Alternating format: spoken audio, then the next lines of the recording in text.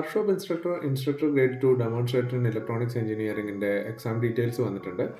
നമുക്കറിയാം എക്സാം നടക്കാൻ പോകുന്നത് 12/6/2023, അതായത് ജൂൺ 12-നാണ് എക്സാം നടക്കാൻ പോകുന്നത്. എക്സാമിന് കൺഫർമേഷൻ കൊടുക്കേണ്ടത് 23/3/2023 മുതൽ 11/4/2023 വരെയാണ്. അതായത് ഏപ്രിൽ 11 വരെ കൺഫർമേഷൻ കൊടുക്കാനുള്ള സമയമുണ്ട്. 29/5/2023 മുതൽ നിങ്ങൾക്ക് അഡ്മിഷൻ ടിക്കറ്റ് ഡൗൺലോഡ് ചെയ്തെടുക്കാൻ പറ്റും. അതായത് മെയ് 29 മുതൽ അഡ്മിഷൻ ടിക്കറ്റ് ഓൺലൈനായിട്ട് അവൈലബിൾ ആയിരിക്കും. എക്സാം ഓൺലൈനോ OMR എക്സാമോ ആയിരിക്കും, അക്കാര്യത്തിൽ തീരുമാനമായിട്ടില്ല. എക്സാം നടക്കാൻ പോകുന്നത് 100 മാർക്കിനാണ്. മീഡിയം ഇംഗ്ലീഷിലാണ് ക്വസ്റ്റ്യൻസ് ഉണ്ടാവുക. പിന്നെ കൂടാതെ എക്സാം എന്ന് പറയുന്നത് 1 മണിക്കൂറും 30 മിനിറ്റും ഡ്യൂറേഷനുള്ള എക്സാം ആയിരിക്കും. 1.5 മണിക്കൂറുള്ള എക്സാം ആയിരിക്കും. 15,648 പേരാണ് എക്സാമിന് വേണ്ടിയിട്ട് അപ്ലൈ ചെയ്തിട്ടുള്ളത്. അതായത് 15,000 ആൾക്കാരോളം എക്സാമിന് വേണ്ടി അപ്ലൈ ചെയ്തിട്ടുണ്ട്. പിന്നെ എക്സാമിൻ്റെ സിലബസും വന്നിട്ടുണ്ട്. സിലബസ് എന്താണെന്നുള്ളത് നമുക്ക് നോക്കാം. ഇതാണ് എക്സാമിൻ്റെ ഡീറ്റെയിൽഡ് സിലബസ് എന്ന് പറയുന്നത്. ഡീറ്റെയിൽഡ് സിലബസ് 10 മൊഡ്യൂളുകളാക്കി തിരിച്ചിട്ടുണ്ട്. മൊത്തം 10 സെക്ഷൻ അല്ലെങ്കിൽ 10 മൊഡ്യൂളുകളാക്കി തിരിച്ചിട്ടുണ്ട്. ഓരോ സെക്ഷനും മാർക്ക് ഡിവൈഡ് ചെയ്ത് കൊടുത്തിട്ടുണ്ട്. അപ്പോൾ അതിൽ നമുക്ക് ഓരോ സെക്ഷൻസ് ആയിട്ട് നോക്കാം. കംപ്ലീറ്റ് സിലബസ് ഞാൻ വായിക്കുന്നില്ല, ജസ്റ്റ് ഇമ്പോർട്ടൻറ്റ് ടോപ്പിക്സ് മാത്രം വായിച്ചു പോവാം. അപ്പോൾ സിലബസ് കാണണം എന്നുള്ള ആൾക്കാർക്ക്, ഡീറ്റെയിൽ ആയിട്ട് വായിക്കണം എന്നുള്ള ആൾക്കാർക്ക് വീഡിയോ ഒന്ന് പോസ് ചെയ്തിട്ട് വായിക്കാം. അതിൽ ഫസ്റ്റ് സെക്ഷൻ എന്ന് പറയുന്നത് സെമി കണ്ടക്ടർ ഡയോഡ്സ് ആണ്. 10 മാർക്കിനാണ് സെമി കണ്ടക്ടർ ഡയോഡ് എന്ന ക്വസ്റ്റ്യൻസ് ഉണ്ടാവുക. അതിൽ എനർജി ബാൻഡ് ഡയഗ്രാം, പിന്നെ insulator semiconductor, extrinsic semiconductors, doping, പിന്നെ PN junction under forward bias, reverse biased, പിന്നെ സെനർ ഡയോഡ്, പിന്നെ സെനർ ഡയോഡിൻ്റെ voltage regulation characteristics, varactor diode, tunnel diode, പിന്നെ diode വെച്ചിട്ടുള്ള circuits, half wave rectifier, full wave rectifier, bridge rectifier, പിന്നെ അതിൽ ഉപയോഗിക്കുന്ന filters, Zener ഡയോഡിൻ്റെ നേരത്തെ പറഞ്ഞ റെഗുലേറ്റർ സർക്യൂട്ട്സ്, ഇത്രയും അടങ്ങുന്നതാണ് സെമി കണ്ടക്ടർ ഡയോഡ് എന്ന് പറയുന്ന സെക്ഷൻ. ആക്ച്വലി ഡയോഡിൻ്റെ ഫീച്ചേഴ്സും ഡയോഡ് ഉപയോഗിച്ചിട്ടുള്ള ബേസിക് സർക്യൂട്ട്സും ഈ ഭാഗത്തുനിന്ന് വരുന്നുണ്ട്. ഇനി രണ്ടാമത്തെ മൊഡ്യൂൾ എന്ന് പറയുന്നത് ബേസിക് ഇലക്ട്രിക്കലാണ്. ബേസിക് ഇലക്ട്രിക്കൽ എന്ന് പറയുന്നത് മെയിനായിട്ട് വരുന്നത് നമ്മളെ ഇലക്ട്രിക്കൽ നെറ്റ്വർക്ക് തിയറിയിൽ വരുന്ന തിയറംസും കാര്യങ്ങളൊക്കെയാണ്. ആദ്യം തന്നെ superposition, Thevenin's theorem, Norton's theorem, reciprocity theorem, അങ്ങനെ കുറേ തിയറംസ്. പിന്നെ AC കറണ്ടിൻ്റെ fundamental properties, time period, frequency, RMS value, അങ്ങനെയുള്ള കുറേ കാര്യങ്ങൾ. പിന്നെ RLC circuit, RL circuit, RC circuit, അങ്ങനെയുള്ള സർക്യൂട്ടുകൾ.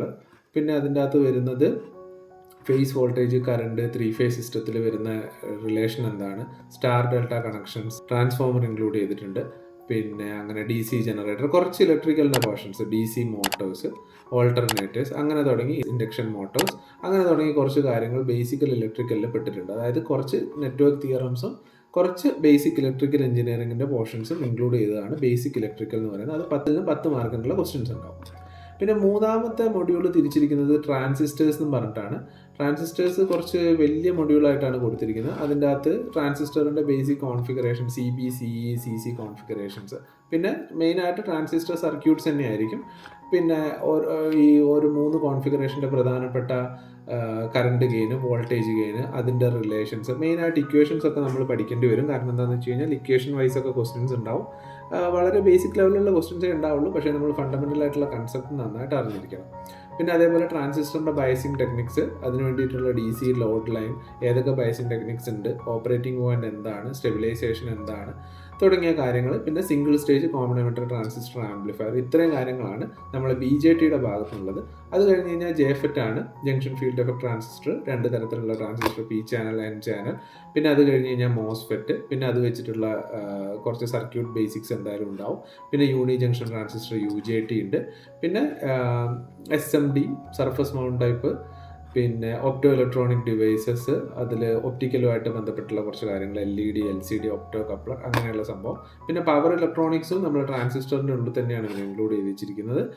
പിന്നെ പവർ MOSFET, ആ കാര്യങ്ങൾ, SCR, ഡയാക്ക്, ട്രയാക്ക്, ഈ കാര്യങ്ങൾ പവർ ഇലക്ട്രോണിക്സിൽ വരുന്ന പവർ ഡിവൈസസ് എല്ലാം ഇൻക്ലൂഡ് ചെയ്തിട്ടുണ്ട്. അപ്പോൾ ഇത്രയും ഭാഗങ്ങൾ ഇൻക്ലൂഡ് ചെയ്യുന്നതാണ് ട്രാൻസിസ്റ്റേഴ്സ് എന്ന് പറയുന്ന സെക്ഷൻ. അത് 10 മാർക്കിന് ഉള്ള ക്വസ്റ്റ്യൻസ് ആ ഭാഗത്ത് നിന്ന് ഉണ്ടാവും. കുറച്ച് ഭാഗങ്ങളും കൂടി അതിലുണ്ട്. Power supply, voltage regulation, line regulation, load regulation, SMPS, UPS, ആ കാര്യങ്ങളൊക്കെ ട്രാൻസിസ്റ്ററിൻ്റെ ഭാഗത്ത് ഇട്ടിട്ടുണ്ട്. ട്രാൻസിസ്റ്ററുമായിട്ട് ബന്ധമില്ലെങ്കിൽ പോലും സിലബസ് അങ്ങനെ ഒരു പിന്നെ തട്ടിക്കൂട്ടി കാറ്റഗറൈസ് ചെയ്തതാണെന്ന് കണ്ടാൽ തോന്നും. കാരണം ഒന്നും കൃത്യമായിട്ട് കാറ്റഗറൈസ് ചെയ്ത് വെച്ചിട്ടില്ല. കുറച്ച് പോർഷൻസ് അവിടെ എവിടെയൊക്കെ കൊണ്ട് ചിട്ട പോലെയാണ് എനിക്ക് തോന്നുന്നത്. പിന്നെ 4ാമത്തെ സെക്ഷൻ എന്ന് പറയുന്നത് ഇലക്ട്രോണിക് മെഷറിംഗ് ഇൻസ്ട്രുമെൻറ്റ്സ്, അതും 10 മാർക്കിനുണ്ടാവും. അതിൽ analogue digital meter, Wheatstone's bridge, Q meter, CRO, signal generator, analogue and digital meters. കണ്ടോ, analogue and digital meters already കൊടുത്തിട്ടുണ്ട്, രണ്ടാമത് കൊടുത്തിട്ടുണ്ട്. പിന്നെ ഡാറ്റ അക്വസിഷൻ സിസ്റ്റം, ഈ കാര്യങ്ങളൊക്കെയാണ് ഇലക്ട്രോണിക് മെഷറിംഗ് ഇൻസ്ട്രുമെൻറ്റ്സിലൂടെ കൊടുത്തിരിക്കുന്നത്. മിക്കവാറും ഇതിൽ കവിഞ്ഞ ക്വസ്റ്റ്യൻസ് എന്തായാലും ഈ ഭാഗത്ത് നിന്ന് ഉണ്ടാവും. ഇത്രയും സെക്ഷൻസ് മാത്രമായിരിക്കില്ല, കുറച്ച് കൂടുതൽ ഭാഗങ്ങൾ അതിൻ്റെ അകത്ത് നിന്ന് ചോദിക്കാനുള്ള സാധ്യതയുണ്ട്. പിന്നെ വരുന്നത് ഓപ്പാമ്പ് ആണ്. ഓപ്പറേഷൻ ആംപ്ലിഫയർ ലിസ്റ്റ്, ബേസിക് ആയിട്ട് ഡിഫറൻഷ്യൽ ആംപ്ലിഫയർ എന്താണ്, ഓപ്പാമ്പിൻ്റെ പാരാമീറ്റർ എന്താണ്, virtual ground, input offset voltage, CMRR, slew rate തുടങ്ങിയ ക്യാരക്ടറിസ്റ്റിക്സ്. പിന്നെ ഓപ്പാമ്പ് വെച്ചിട്ടുള്ള circuits, inverting amplifier, non inverting amplifier, voltage amplifier, അങ്ങനെ പറഞ്ഞിട്ടുള്ള എല്ലാ ഓപ്പാമ്പ് വെച്ചിട്ടുള്ള സർക്യൂട്ട്, ഷ്മിറ്റ് ട്രിഗേഴ്സ്, പിന്നെ logarithmic amplifier, anti logarithmic amplifier, instrumentation amplifier, പിന്നെ digital to analogue converter, analogue to digital converter, അതിൻ്റെ ഡിഫറൻറ്റ് ഏതൊക്കെ ടൈപ്പാണ് DAC ADCs ഉള്ളത്, അതൊക്കെ ഓപ്പറേഷൻ ആംപ്ലിഫയറിൻ്റെ അകത്താണ് ഇൻക്ലൂഡ് ചെയ്തിരിക്കുന്നത്.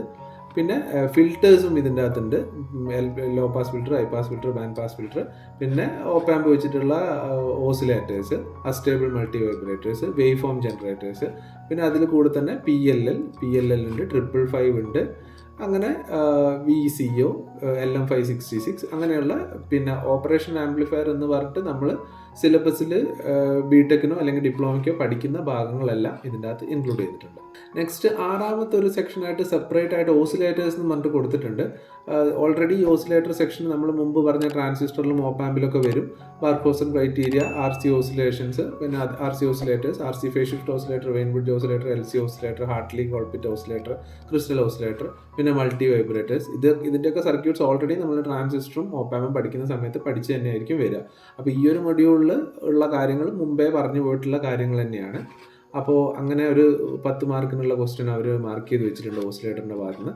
നെക്സ്റ്റ് 7ാമത്തെ മൊഡ്യൂൾ എന്ന് പറയുന്നത് നമ്മുടെ ഡിജിറ്റൽ ഇലക്ട്രോണിക്സ് ആണ്. ഡിജിറ്റൽ ഇലക്ട്രോണിക്സിൽ നിന്നും 10 മാർക്കിൻ്റെ ക്വസ്റ്റ്യൻസ് ഉണ്ടാവും. അതിൻ്റെ അകത്ത് നമ്പർ സിസ്റ്റം മുതൽ തുടങ്ങുന്നുണ്ട്. എല്ലാ നമ്പർ സിസ്റ്റംസും ഇൻക്ലൂഡ് ചെയ്തിട്ടുണ്ട്. നമ്പർ സിസ്റ്റത്തിൻ്റെ അങ്ങോട്ടും ഇങ്ങോട്ടുള്ള കൺവേർഷൻസ് ഇൻക്ലൂഡ് ചെയ്തിട്ടുണ്ട്. Hexadecimal, binary to hexadecimal, hexadecimal to binary, പിന്നെ ഗ്രേ കോഡ്, BCD കോഡ്, അങ്ങനെയുള്ള എല്ലാ നമ്പർ സിസ്റ്റംസും ഇൻക്ലൂഡ് ചെയ്തിട്ടുണ്ട്. കൺവേർഷൻസും ചോദിക്കാൻ സാധ്യതയുണ്ട്.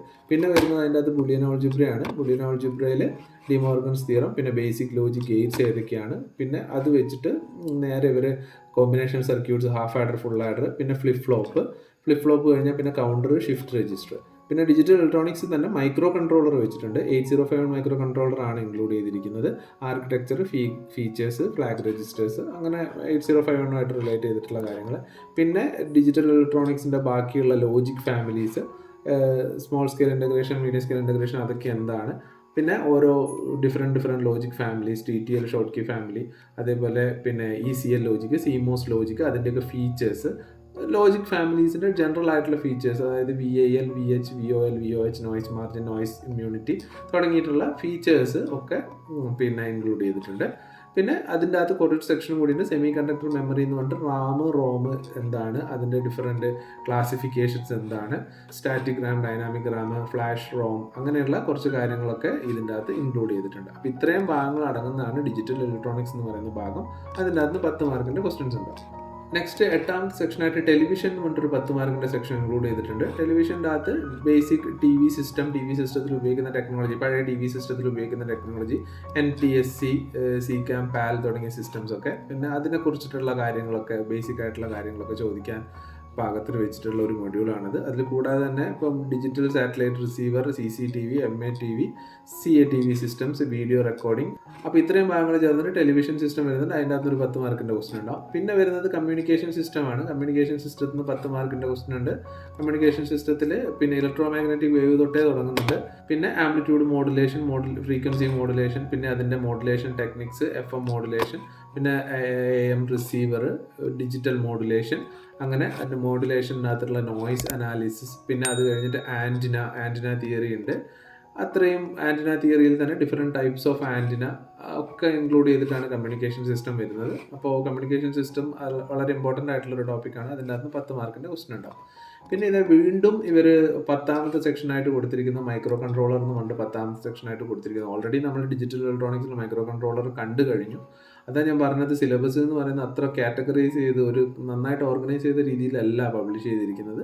പെട്ടെന്ന് റെഡിയാക്കിയ തരത്തിലുള്ള ഒരു സിലബസ് ആയിട്ടാണ് തോന്നുന്നത്. കാരണം ഒരേ ടോപ്പിക് തന്നെ ഡിഫറെൻറ്റ് മൊഡ്യൂൾസിലൊക്കെ കൊടുത്തിട്ടുണ്ട്. അപ്പോൾ ക്വസ്റ്റ്യൻസ് ഒക്കെ കൃത്യമായിട്ട് ഈ സെക്ഷൻസ് തന്നെ ചോദിക്കണമെന്ന് യാതൊരു നിർബന്ധമില്ല.